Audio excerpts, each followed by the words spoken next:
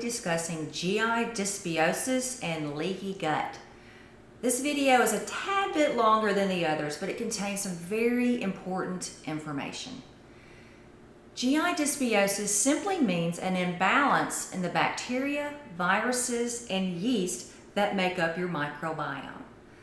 The balance of these gut residents is very important. Things go awry when a particular bacterial species or yeast begins dominating and growing in excess of beneficial amounts. Certain species exist in large amounts and are referred to as beneficial bacterial species. Species like Lactobacillus, E. coli, and Bifidobacteria, to name a few. As I've stated in prior videos, your microbiome plays a huge role in multiple metabolic processes: immune function, nutrient production, detoxification, and many other things. The bacteria produce metabolites that communicate directly with your brain and other organs. The GI microbiome is quite amazing, and there is still much we don't know or understand about it yet.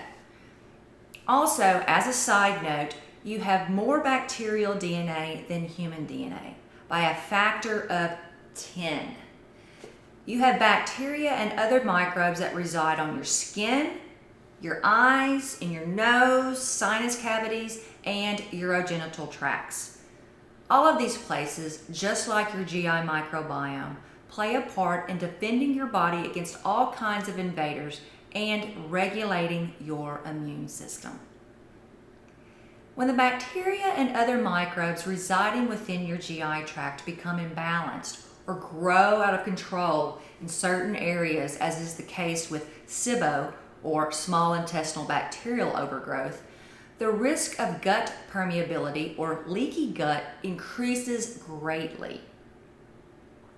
Leaky gut simply means that food particles and food proteins begin leaking across the gut barrier. The GI tract is something called tight junctions that hold the cells of the GI tract together. This lining is like cheesecloth. It's super thin. In fact, there is a single cell responsible for maintaining gut impermeability. When things go awry in the GI tract from inflammatory processes and microbial imbalances, your lining can become leaky or permeable. This is not good. Food proteins, toxins, bacterial, and yeast byproducts leak across the barrier, where they then encounter all those immune cells lying in wait, ready to attack foreign invaders. This immune cell encounter sets off an inflammatory cascade that doesn't stay local. It goes everywhere. Immune complexes travel throughout your body, to your brain, your joints, your vessels, your organs, your skin, everywhere. A leaky gut can cause symptoms of fatigue, depression, arthritis, sinusitis, skin issues, atherosclerosis, blood sugar problems, muscle pain, elevated liver enzymes, and many other symptoms of inflammation. So, what contributes to an imbalanced microbiome and leaky gut? Well, the most common causes of leaky gut that I see in my practice are the following. A standard American diet, which is full of inflammatory processed foods, lots of sugar, and is significantly deficient in vital nutrients. Most of what people are eating these days is pure poison for the body. Stress is another. Chronic stress can do a number on your GI tract by decreasing the production and effectiveness of digestive enzymes and decreasing gut motility. Stress also contributes directly to immune and thyroid dysfunction. Chronically elevated cortisol levels are not your friend. High toxin burdens. You don't have to eat toxins for them to impact your GI microbiome and gut function. You can also breathe them and absorb them through your skin. Toxins impact GI function because they often impact mitochondrial function. Every cell in your body has mitochondria organelles, some more than others. Your digestive organ cells can't function like they should if their mitochondria are under attack from toxins. we will be providing a very useful handout about how to reduce your toxin exposures. Nutrient deficiencies. Your microbiome and GI tract require nutrients, vitamins, minerals, fiber, fatty acids, amino acids, and antioxidants to function optimally. Nutrient deficiencies occur for the following reasons. A person isn't consuming them, a person is using them up more quickly than they can be consumed, and or the nutrients being consumed aren't being absorbed. Poor sleep is another. Yep, you heard me right. Poor sleep quality and inadequate sleep is very stressful on the body. It will cause elevations in cortisol levels, and I just mentioned what this will do to your body and your GI tract. Over-exercise. Too much or too intense workouts are stressful to your body and can cause chronically elevated cortisol levels, in addition to burning up vital nutrients. Active people need more nutrients than their sofa lounging counterparts, and overly active people need even more. Medications, especially NSAIDs or non-steroidal anti-inflammatory drugs, and stomach acid lowering medications.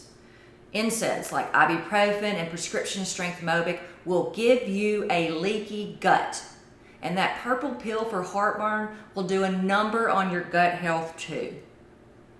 Food intolerances and sensitivities. I saved this one for last.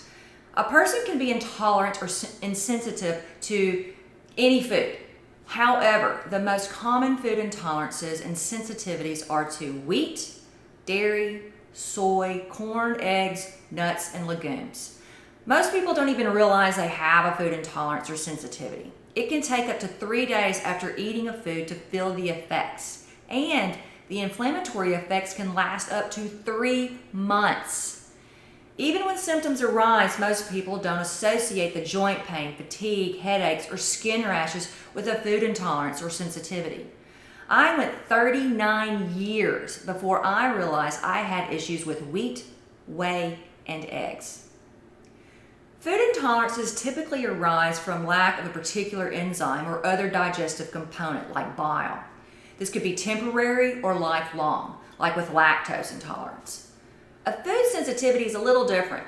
Your body may sense certain proteins in food as foreign invaders and mount an inflammatory response when those proteins are consumed.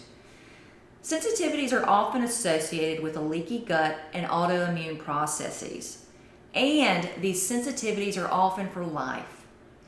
It's important to identify any intolerance or sensitivity because they will negatively impact your gut health if you continue to eat the food or you don't adequately address the missing or deficient digestive component. There is no better time to focus on gut health than right now. I wish I had known about the role of gut health in chronic disease a long time ago.